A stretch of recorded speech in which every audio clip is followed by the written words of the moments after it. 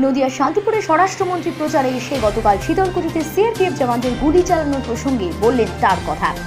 শীতলকুচিতে কেন্দ্রীয় বাহিনীর চালানো গুলিতে মৃত 4 যুবক। মুখ্যমন্ত্রী মমতা বন্দ্যোপাধ্যায়ের উস্কানিতেই বুথে হামলা চালানো হয়েছে।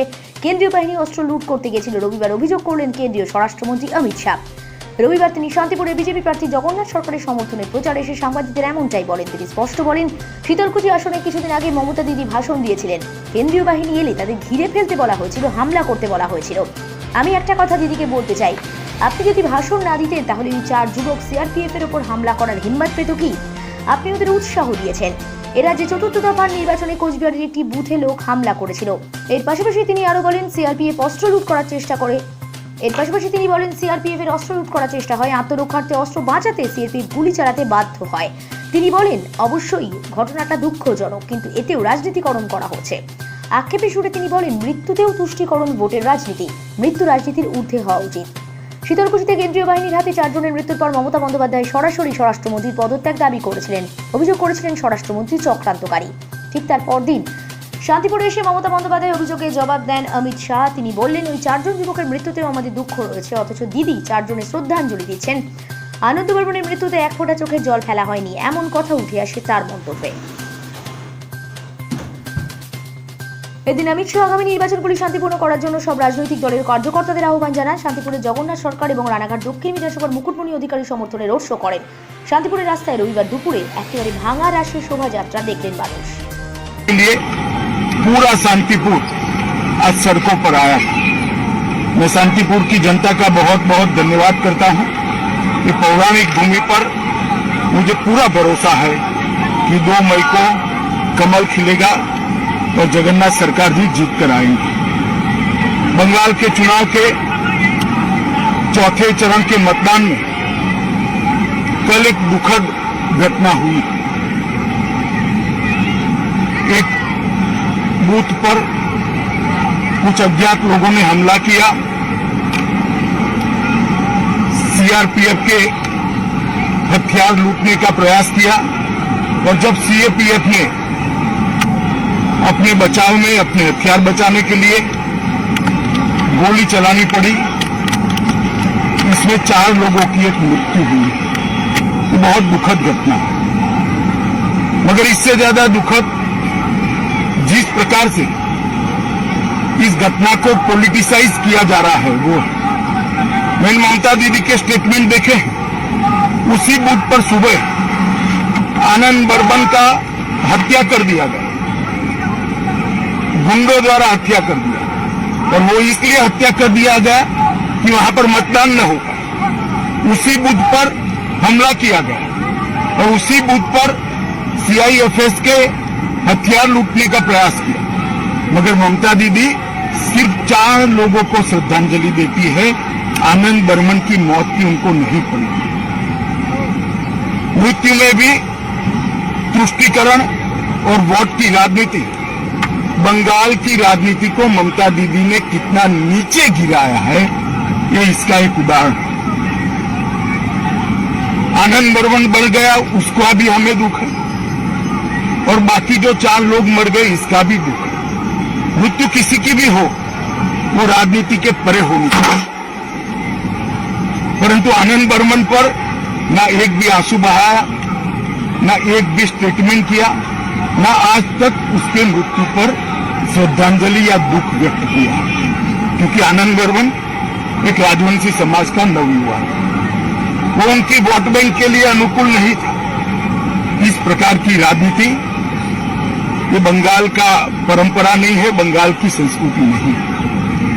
और उसी शीतलकुची सीट पर ममता दीदी ने कुछ ही दिन पहले भाषण किया था कि सीआईएफएस सीएपीएफ वाले आए तो उनको घेर लो, उन पर हमला करो।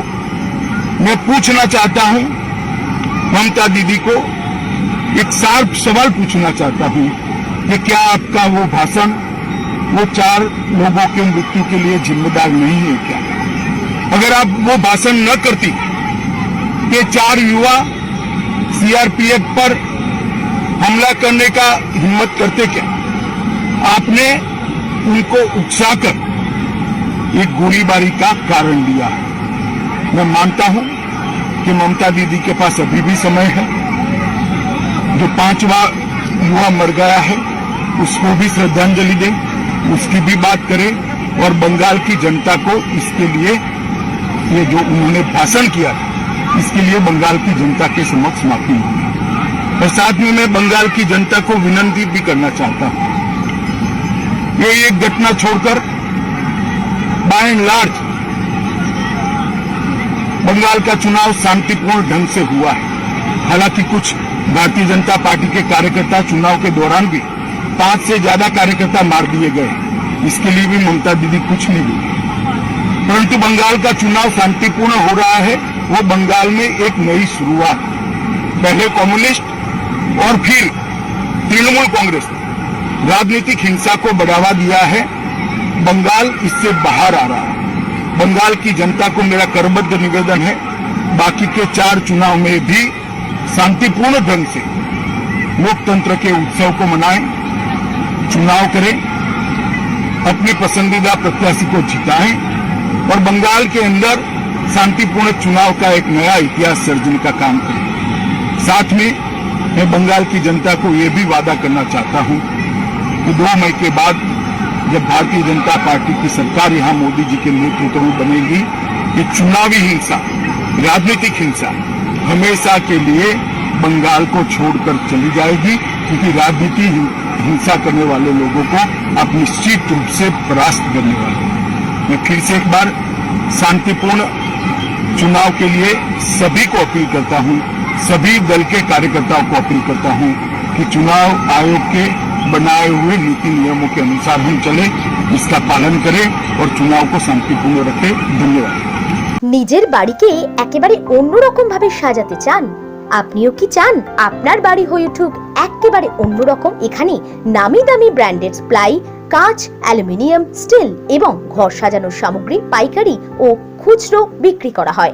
Authorised dealer Chakdah ply centre. আজই আসুন আর আপনার বাড়িকে সাজিয়ে তুলুন একদম মনের মতো। চাকদা প্লাই সেন্টারের সঙ্গে 9732856236 Chakdah ply centre. Good morning class. Good morning sir. Dishani, কি হলো? চোখ ডলছো যে? স্যার, মোবাইলের দিকে বেশিক্ষণ তাকালে চোখ জ্বালা করে যে। বাবাকে শিগগির বলো চাকদায় মডার্ন অপটিক্সে নিয়ে যেতে। ডিজিটাল স্ক্রিন থেকে নির্গত হার্মফুল ব্লু রে অনলাইন পড়াশুনো আর কাজকর্মে চোখের ক্ষতি করছে না তো? সেফ থাকুন। ব্লু রে ফিল্টার লেন্স যুক্ত চশমা ব্যবহার করুন। আজই যোগাযোগ করুন চাকদহ মডার্ন অপটিক্স। আপনি কোথায় ইনভেস্ট করবেন, কেন করবেন বুঝতে পারছেন না তো? সঠিক গাইডলাইন পেতে আজই আসুন নদিয়ার চাকদাতে নিবেদিতা প্রাইভেট লিমিটেডে। Nivedita private limited marketing and distribution service. ঠিকানা কেসি দত্ত রোড, উত্তর ঘোষপাড়া, চাকদা, নদিয়া। দেরি না করে আজই আসুন নিবেদিতা প্রাইভেট লিমিটেডে আর পেয়ে যান আপনার সব সমস্যার সমাধান। আপনার একটি সিদ্ধান্ত আপনার এবং আপনার পরিবারের ভবিষ্যৎকে পাল্টিয়ে দিতে পারে।